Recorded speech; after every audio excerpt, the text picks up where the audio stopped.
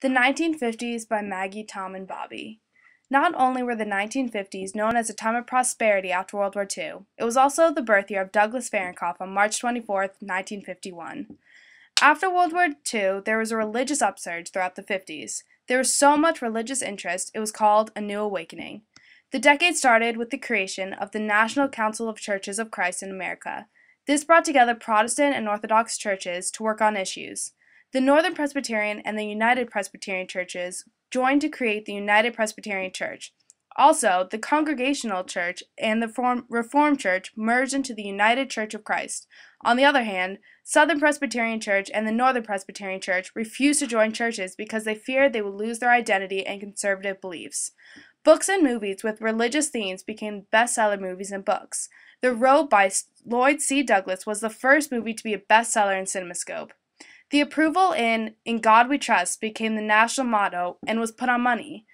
Also, Under God and the Pledge of Allegiance was made. Americans were identified as either Protestant, Catholic, or Jewish. They believed that you need a religious identification in order to get a national identification. The 1950s brought the infamous baby boom that brought an uprising in elementary school population. It increased the school population by 50%. With the baby boom at its peak, the country was going through racial segregation not only in towns but in schools. It was normal for public schools to separate the black students from the white students. The late 1950s brought the Brown v. Brown case that ruled against the segregation in schools. It wasn't until 1957 that we saw a difference being made. 9 black teenagers in Little Rock, Arkansas were to attend a white school. Governor Orval Faubus was a hardened segregationalist and refused to let the students into the school. President Eisenhower stepped in and made a safe way for the students to get in. It was another victory for the black movement. When the 1950s began, the United States had fully recovered from World War II. However, the power of the communist Soviet Union had increased, and thus the nation was struck with a strong anti-communist sentiment. And the 50s would mark a decade-long competition between these two powers. The USA versus Russia rivalry can be described as capitalism versus communism, as both countries battled to expand their power and influence in all areas as well as spread their views and way of life. The first major conflict undertaken by the US against communism was the Korean War. What first started out as a civil war between North and South Korea would escalate into a global conflict. The war would pit the United States and its allies against the Soviet Union and the People's Republic of China, both of which were communist powers. The war lasted 3 years until a peace agreement was reached in 1953. Communism also began to have an increasing effect on American politics. By this time, President Truman was faced with accusations that the federal government was harboring Soviet spies. Testimony on this issue in Congress would garner national attention in an incident known as the Red Scare.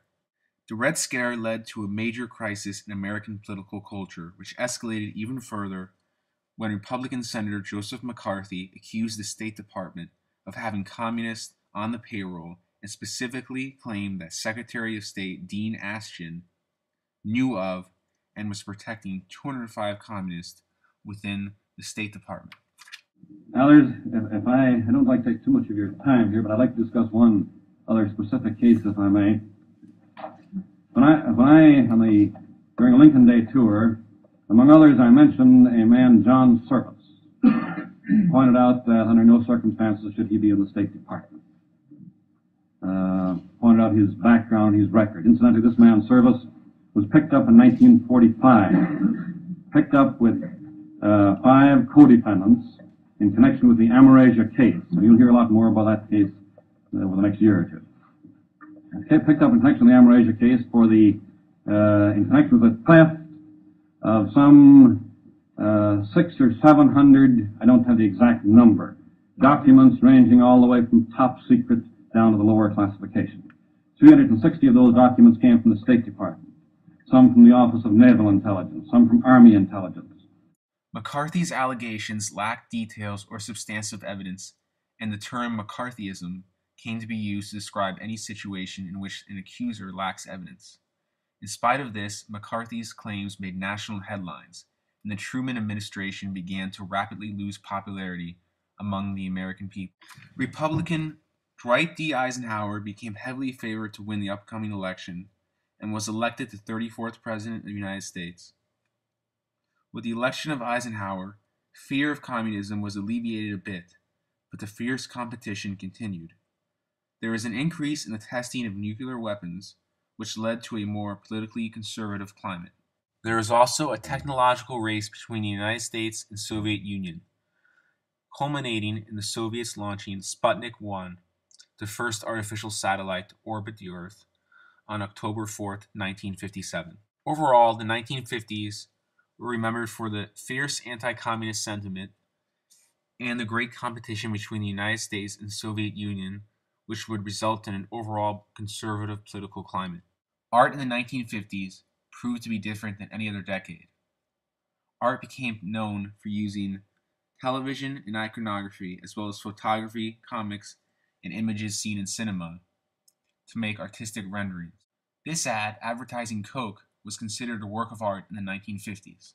This style of art, which involved using images from the real world, became known as pop art and was popularized by American pop artist Andy Warhol, and this art trend would continue into the 1960s. The 1950s economy was a rebuilding period. After World War II, our nation hit a huge recession. The economy of the 1950s didn't have any major problems or breakthroughs, just a gradual growth leading to an economic boom in the 1960s. Inflation played a huge role in the 1950s due to the end of the World War II and the beginning of the Korean War. Business taxes and Social Security taxes also shot up during this decade. Along with taxes shooting up, increases in consumer demand and credit were also large factors in the increase in consumer prices. Eisenhower's views insisted that the government would try to promote growth in the economy. The main idea of his administration was fiscal responsibility. That is, the government has a job to jumpstart economic growth and raise productivity without having a bias towards any one special interest. The recession reached its highest in 1954 with a 6% unemployment rate. His goal is to cut down government spending with America's future security at interest. Housing quality skyrocketed as many people were moving from urban to suburban areas. Growth in the economy also led to a large increase in popularity of other financial mediators. Life insurance companies thrived for the first half of the 50s, and a massive number of private firms entered the market to take the excess of personal savings. With growth in the economy, the 1950s are often known as the decade that eliminated poverty for the great majority of Americans. By 1955, the country had pulled out of the previous year's recession, and gross national product was rising at a rate of 7.6%. The boom was so great that the budget for 1956 predicted a surplus of $4.1 million.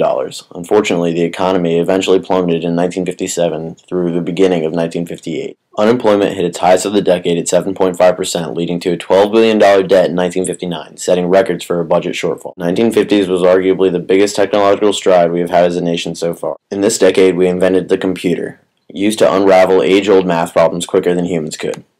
In 1950, the television was invented, which went on to change the world as we knew it forever, and for the better. In the same year, Paper Mate came out with their first ballpoint pen. Another invention of 1950 was the world's first copy machine. In 1953, the Chevrolet Corvette was the first car ever to be made out of all fiberglass. 1954 came with the invention of solar batteries by Bell Telephone Labs. That helped with the invention of solar-powered watches in 1956. 1955 was a dominant year in medicine, as the first polio vaccine was introduced. This product went on to save lives.